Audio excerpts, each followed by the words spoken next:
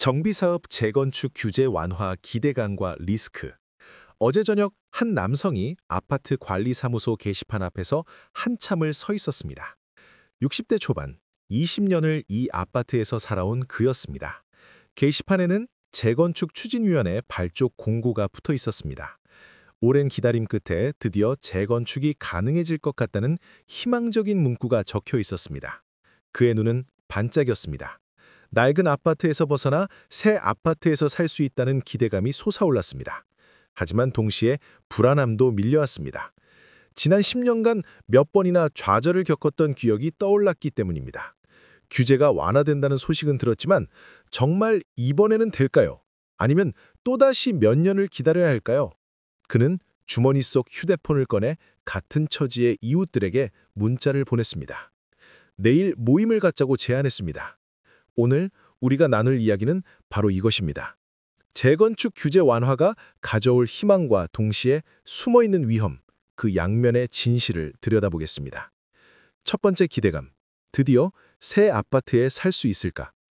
50대 후반의 한 부부가 살고 있는 아파트는 지어진 지 40년이 넘었습니다. 벽에는 금이가 있고 배관은 낡아서 자주 막히고 겨울이면 춥고 여름이면 더웠습니다. 엘리베이터는 낡아서 고장이 잦았고 주차 공간은 턱없이 부족했습니다. 부부는 이사를 가고 싶었지만 경제적 여유가 없었습니다. 유일한 희망은 재건축이었습니다. 10년 전부터 재건축 이야기가 나왔습니다. 주민 설명회도 여러 번 열렸고 용역도 맡기고 전문가 의견도 들었습니다. 하지만 번번이 규제에 막혔습니다. 안전진단 기준이 강화되고 초과 이익 환수제가 도입되고 각종 부담금이 늘어나면서 사업성이 나오지 않았습니다. 주민들은 좌절했습니다. 매번 희망을 품었다가 실망하기를 반복했습니다.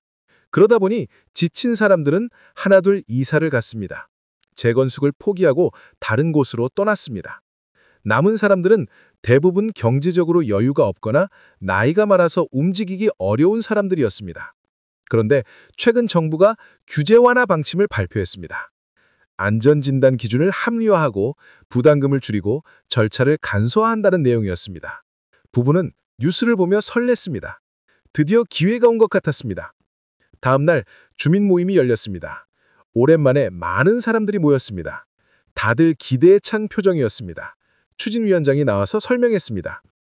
이번 규제 완화로 사업성이 나올 것 같다고 본격적으로 추진하겠다고 발표했습니다. 박수가 터져나왔습니다. 부부는 손을 맞잡았습니다. 10년을 기다린 보람이 있을 것 같았습니다. 새 아파트에 살 수 있다는 꿈이 현실이 될 것 같았습니다. 아내는 벌써부터 새집 인테리어를 상상했습니다. 남편은 주차 걱정 없이 살 수 있다는 생각에 기뻤습니다. 하지만 한편으로 불안함도 있었습니다. 정말 이번에는 될까? 하는 의구심이 떠나지 않았습니다. 너무 많이 실망해서 완전히 믿을 수가 없었습니다. 그래도 희망을 품기로 했습니다. 이번만큼은 다를 거라고 믿기로 했습니다. 두 번째 희망, 재산 가치가 크게 오를 것이다. 한 남성은 오래된 아파트를 일부러 샀습니다. 10년 전 재건축 기대감으로 주변보다 비싼 가격에 매입했습니다. 주변 사람들은 말렸습니다. 너무 낡았고 살기 불편하고 재건축도 언제 될지 모른다고 경고했습니다. 하지만 그는 확신이 있었습니다. 입지가 좋고 재건축되면 가치가 몇 배로 뛸 것이라고 판단했습니다. 하지만 10년이 지나도록 재건축은 되지 않았습니다. 그 사이 주변 새 아파트 값은 계속 올랐습니다. 반면 그의 아파트 값은 제자리 걸음이었습니다. 아니, 오히려 떨어지기까지 했습니다. 재건축 불발에 대한 실망감 때문이었습니다. 가족들은 원망했습니다. 왜 멀쩡한 새 아파트를 놔두고 낡은 곳을 샀냐고 따졌습니다. 자녀들은 친구들 집에 놀러 갔다가 부끄럽다며 불평했습니다. 남성은 미안했습니다. 투자 판단을 잘못한 것 같았습니다. 그런데 규제 완화 소식이 들려왔습니다. 그의 아파트 단지도 재건축 추진 대상에 포함되었습니다. 갑자기 분위기가 달라졌습니다. 부동산 중개소에 문의가 쏟아지기 시작했습니다. 매물은 거의 없었고 가격은 오르기 시작했습니다. 한 달 만에 시세가 10% 이상 올랐습니다. 석 달 후에는 20% 이상 뛰었습니다. 10년 동안 꿈쩍도 않던 가격이 갑자기 급등한 것입니다. 남성은 신이 났습니다. 자신의 판단이 옳았다는 것이 증명되었습니다. 가족들도 태도가 바뀌었습니다.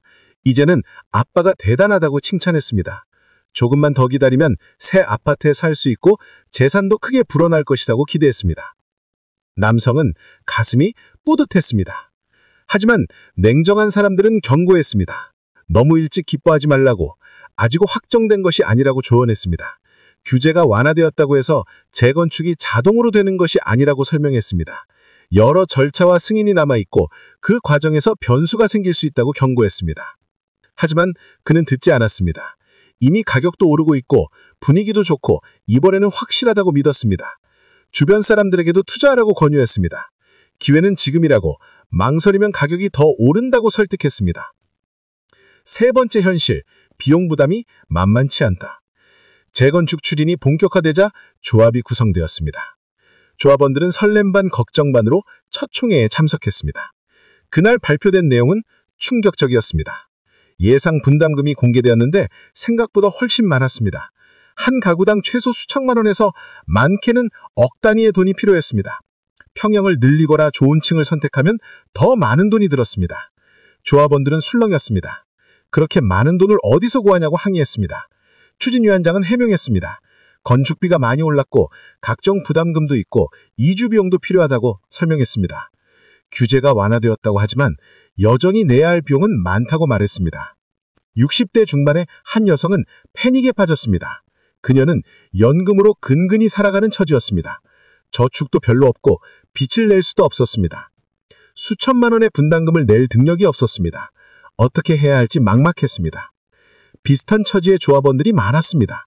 대부분 고령이었고 경제활동을 하지 않았고 연금이나 저축으로 생활했습니다. 재건축을 원하지만 돈이 없었습니다. 딜레마에 빠졌습니다. 결국 선택해야 했습니다. 빚을 내서라도 참여할 것인가, 아니면 권리를 포기하고 떠날 것인가를 결정해야 했습니다. 여성은 고민 끝에 떠나기로 했습니다. 나이도 많고 빚을 갚을 자신도 없고 위험을 감수할 수 없었습니다. 분양권을 팔기로 했습니다. 하지만 쉽지 않았습니다. 분담금 부담 때문에 사려는 사람이 많지 않았습니다. 가격도 생각보다 낮았습니다. 결국 손해를 보고 팔았습니다. 20년 살던 집을 떠나야 했습니다. 눈물이 났습니다. 이렇게 재건축은 경제적으로 여유가 있는 사람들에게만 기회였습니다. 정작 오래 살았던 원주민들은 쫓겨나는 형국이었습니다. 규제 완화의 백획이 모두에게 돌아가는 것은 아니었습니다. 네 번째 리스크, 사업이 무산될 수도 있다. 재건축 추진은 순탄치 않았습니다. 조합이 구성되고 용역을 맡기고 계획을 세웠지만 곳곳에서 문제가 생겼습니다. 가장 큰 문제는 조합원들 간의 의견 차이였습니다. 일부는 빨리 추진하자고 주장했습니다.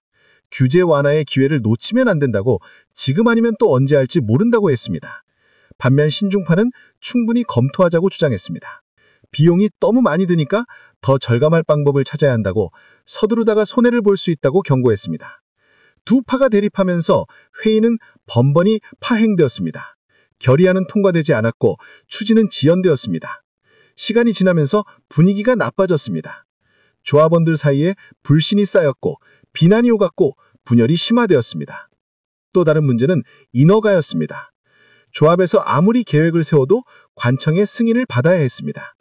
건축 허가, 교통 영향평가, 환경 영향평가 등 통과해야 할 관문이 많았습니다. 각 단계마다 까다로운 기준이 있었고 보완 요구가 나왔고 시간이 걸렸습니다. 한 아파트 단지는 2년을 준비했지만 결국 교통 영향평가에 탈락했습니다.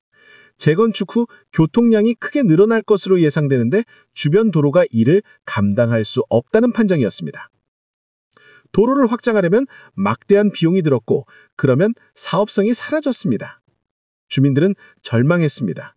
몇 년을 준비하고 돈도 들이고 기대도 했는데 결국 무산되었습니다. 조합비로 낸 돈은 돌려받지 못했습니다. 이미 용역비, 인건비, 각종 비용으로 다 써버렸기 때문입니다. 남은 것은 허탈함과 실망뿐이었습니다. 60대 후반의 한 남성은 울분을 토했습니다. 규제가 완화되었다고 해서 믿고 투자했는데 결국 물거품이 되었다고 분통을 터뜨렸습니다. 정부를 믿은 저신이 바보 같다고 자책했습니다. 남은 노후 자금마저 날렸습니다. 여섯 번째 갈등, 이주와 재정착의 고통. 재건축이 확정되면 이주를 해야 합니다. 공사기간 동안 다른 곳에서 살아야 합니다. 보통 3년에서 5년 정도 걸립니다. 이 기간이 조합원들에게는 큰 시련이었습니다. 먼저 이주할 곳을 찾아야 했습니다. 전세를 얻거나 월세를 살아야 했습니다. 하지만 쉽지 않았습니다. 주인들은 재건축 조합원이라는 것을 알면 꺼렸습니다. 몇 년 후 나간다는 것이 확실해서 장기 세입자를 원하는 주인들은 싫어했습니다. 설령 구한다고 해도 비용이 만만치 않았습니다. 이주비를 지원받지만 충분하지 않았습니다. 본인 부담이 컸습니다. 몇 년 동안 전세금을 묶어두어야 했고 월세도 내야 했고 이사 비용도 2번 들었습니다. 70대 초반의 한 부부는 이주 과정에서 큰 어려움을 겪었습니다. 나이가 많아서 이사하는 것 자체가 고역이었습니다. 짐도 많았고 몸도 불편했고 적응하기 힘들었습니다. 새로운 동네에서 병원도 새로 찾아야 했고 장 보러 다니는 것도 낯설었고 외로웠습니다. 부인은 적응하지